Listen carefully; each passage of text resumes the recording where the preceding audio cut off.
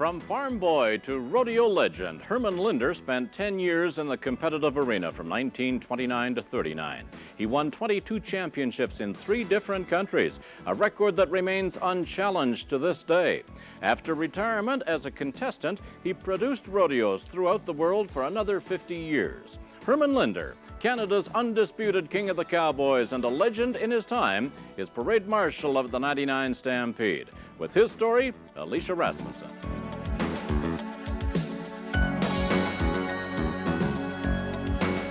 We started with no training whatsoever. Nowadays, the Cowboys have schools and tell them how to kind of saddles and where to take a rein. There's so much little things to make a difference, and it would be a lot easier to learn today. At 89 years of age, Herman Linder still rides the range. Why? Because he's the man who still holds world rodeo records and has given us rodeo as we know it today.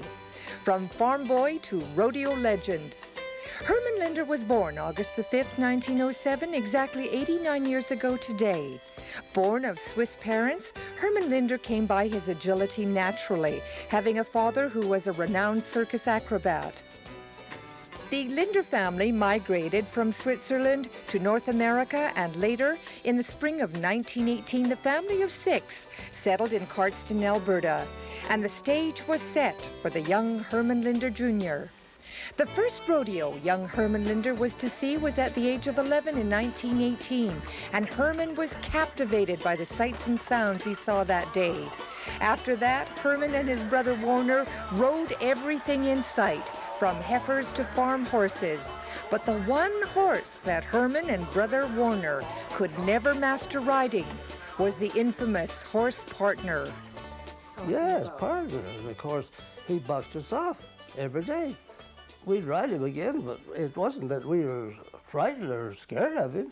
We never had any money, you know, and Dad had this neighbor says he would trade anything. You didn't have money, and Dad says, well, you got some of them little scrub pigs that we traded him 10 these little scrub pigs for this horse. All right, now you got the horse. So we got the horse. He bucked us off. Well, right off the bat, why, he bucked me off, Warner off in about 6 jumps, and I said, Warner, if I couldn't ride him any further than that, I would just quit.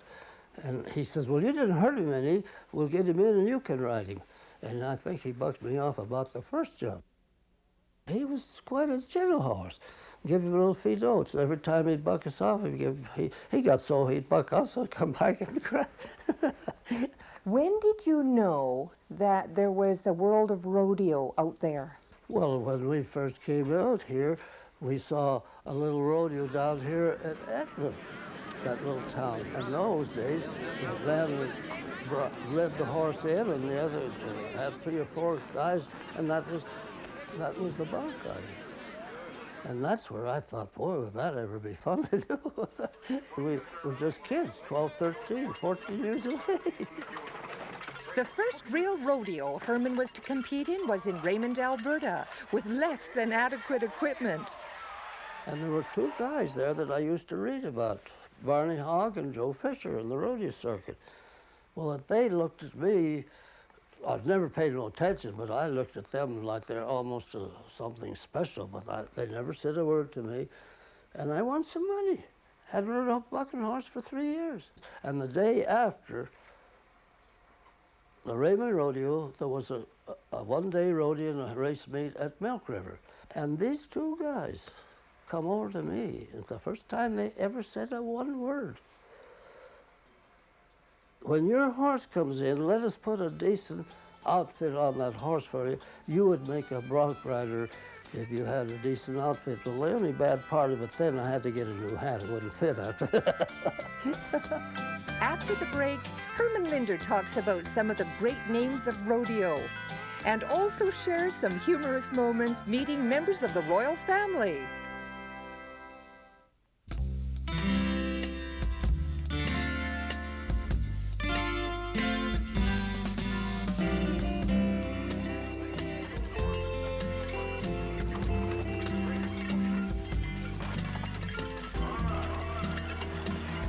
Herman, who were some of your main competitors back in the 20s?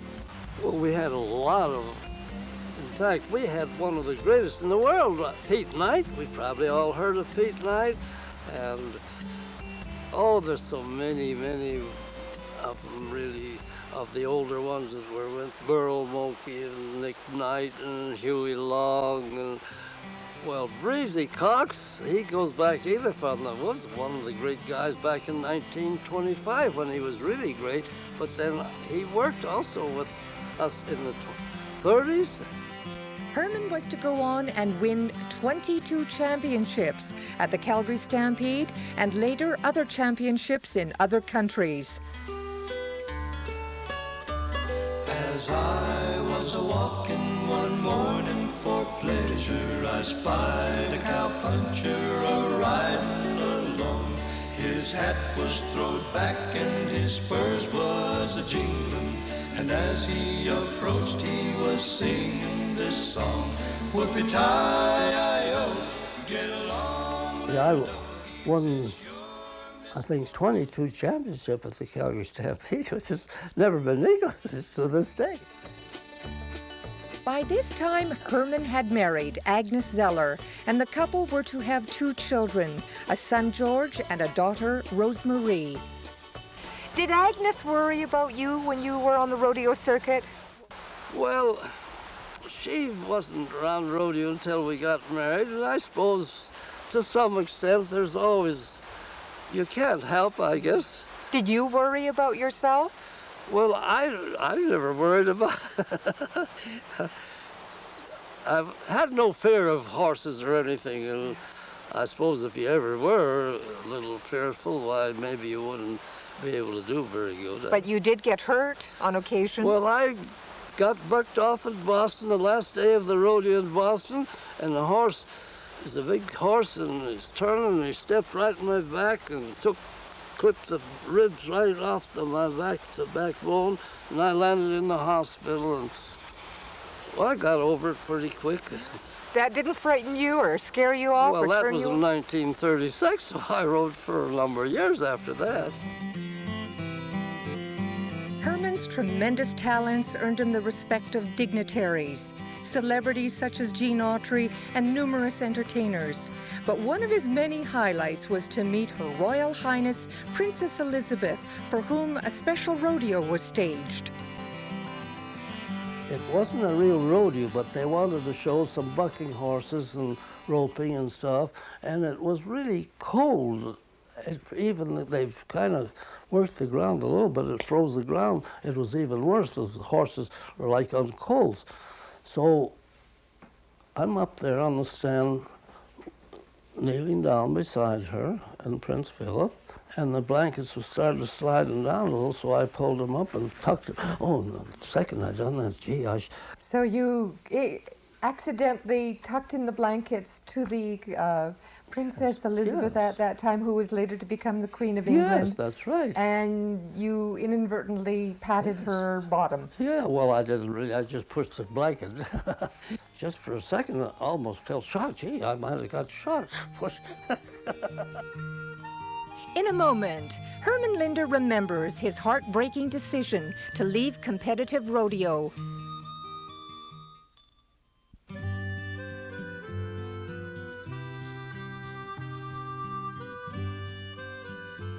Herman Linder was now to make the decision of his life, to step down as a rodeo competitor and to begin his career in organizing and promoting rodeos instead, a decision that he struggled with.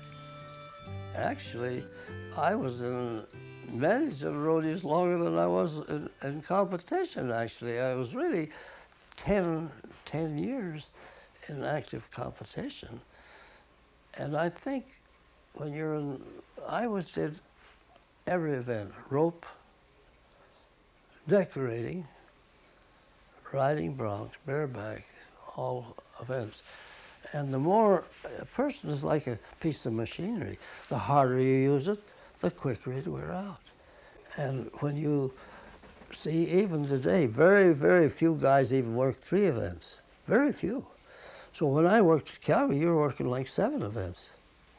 It's because you got the extra bronc riding so actually it gets, after 10 years of hard competition, you begin to think, well, it would be nice to have a home and settle down, and we had enough money saved up, and we had bought more land and bought cattle. So 1928, when we went to New York, I says to Everett Coburn, I said, you know, I'd like to come back. I want to rodeo, as far as that goes. I told him we'd made up our mind to rodeo 1 more year. We got enough money. We're going to build a new home in the spring. That's 1939. And I will rodeo next year. But I'd like to come back here to the garden as a climax to my rodeo career and judge the rodeo. Well, you know, they sent me a contract and to come back in the spring to rodeo. So I rode all that summer. The last rodeo I ever rode at was at Lewiston, Idaho. Darn if I didn't win. Went from that. And I bet some of the boys, one of my friends, I was just a small amount, maybe $5. This would be the last rodeo I ever rode. Just as Herman was successful in rodeo competitions, he was equally successful in promoting and organizing rodeos. Take me back to my boots and saddle.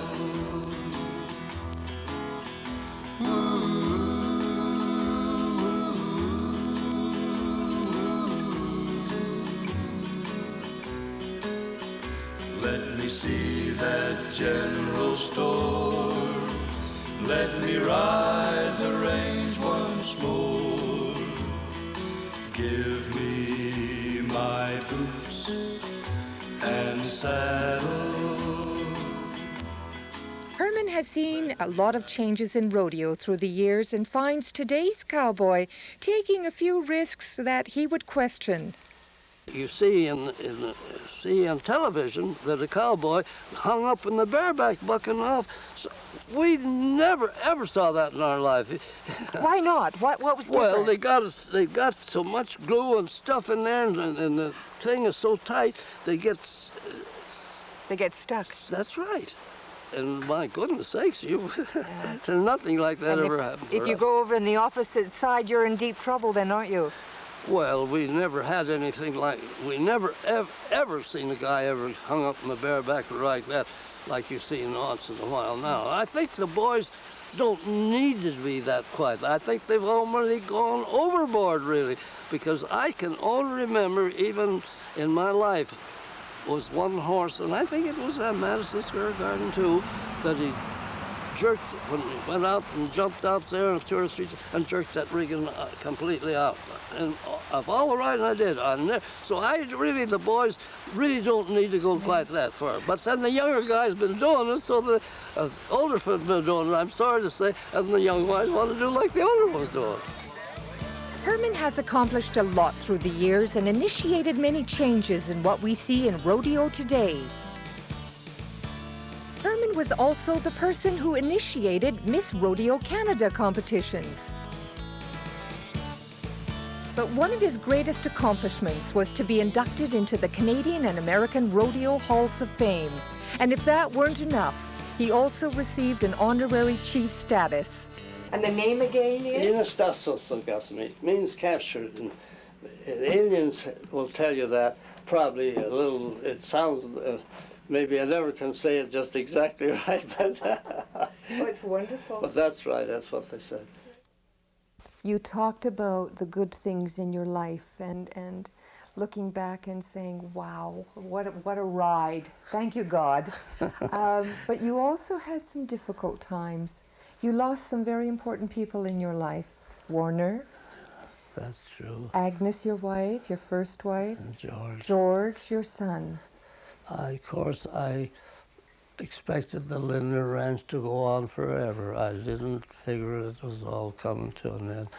George would carry on and his children would carry on. I really looked forward. It was kind of heartbreaking for me because I knew when George was gone and no more Well, Rosemary, they have 4 boys, but they have such a big, oh, they're in the movie business, cattle business. They got so many irons in the fire. It's wonderful, but unfortunately, I really did think that the Linder Ranch would probably go on forever, but you're still here.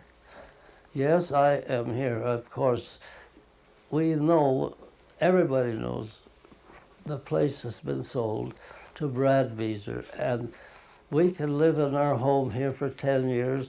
I've got 8 more years, and when 8 more years are up, then I start looking around for another places. Herman still resides on the ranch now owned by dear friends and shares his life with second wife Adeline.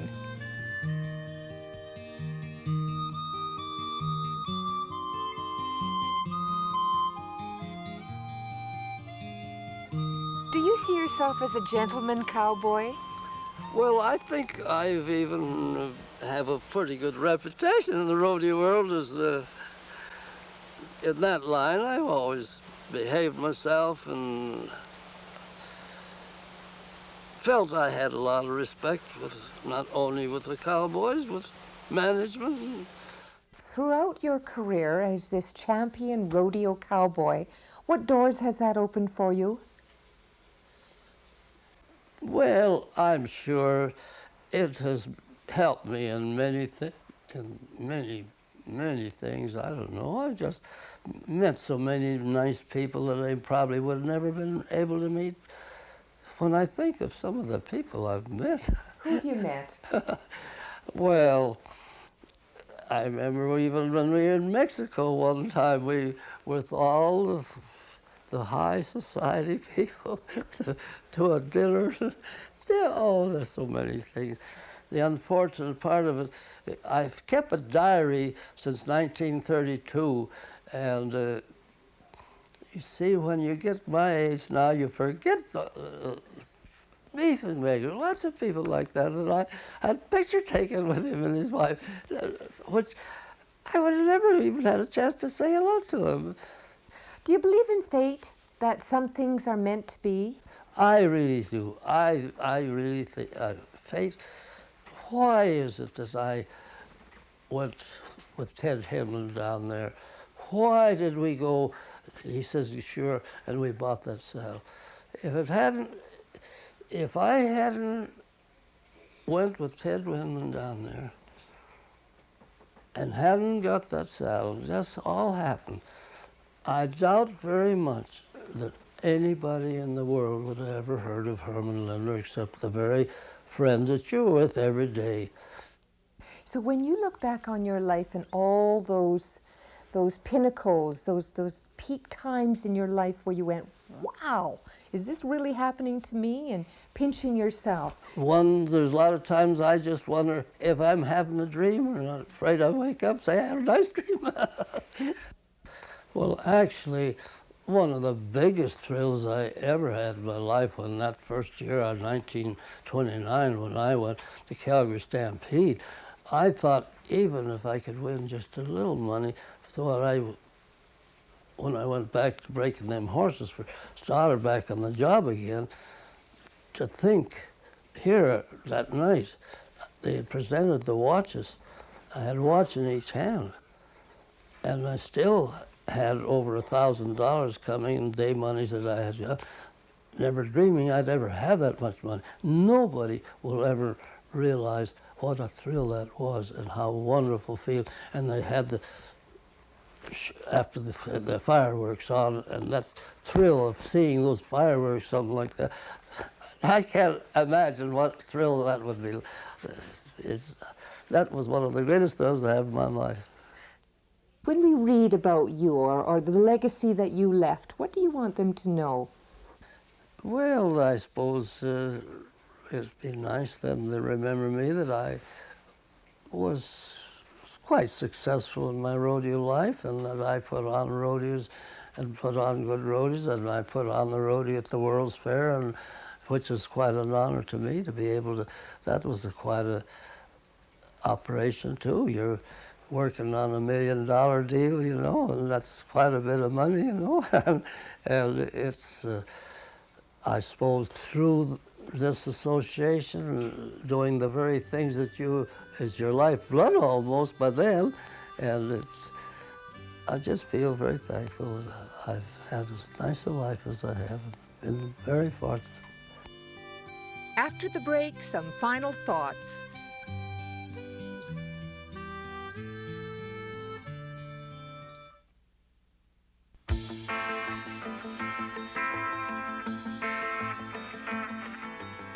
There is a saying, there is only one success, to be able to spend your life in your own way. I was only 16 years old when I got in that rodeo in Cardston, and this guy with 6 foot and nice chaps and had nice equipment, I didn't have nothing really like that, but he says, "You'll be all right, just put a little glue in your pants." He says, I just kind of made my mind, shook myself.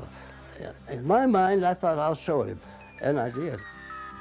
Traveling with the rodeo, it's the only life you'll ever Rodeo know. today has got some money in it now. If you are good, go down the road and don't let drinking or something get the best of you. You've got to do it as a business. They told him, ride 'em, cowboy. If a horse bucks you off a few times, they get to like that. That's The horses like that. oh, they do. When you're breaking the horse for saddle horse, and if he ever bucks you off, he better watch out. He might buck you off again. They seem to enjoy that. Don't let 'em throw you down. You're the toughest cowboy in town. The worst. Herman Linder won the lion's share of $33,000. That money, that was probably, they wanted to make it sound real big too. That was probably all the doggone money in the bronc ride and the rope and the whole doggone show. and from then on, we always had money. They told him, ride 'em, cowboy. I think the Cowboys today have really so much better life in a way, because we are now organized and they have judges that are judging all the time. You're the toughest cowboy in town. I am so happy, really, that I felt maybe I had a little help of bringing rodeo together.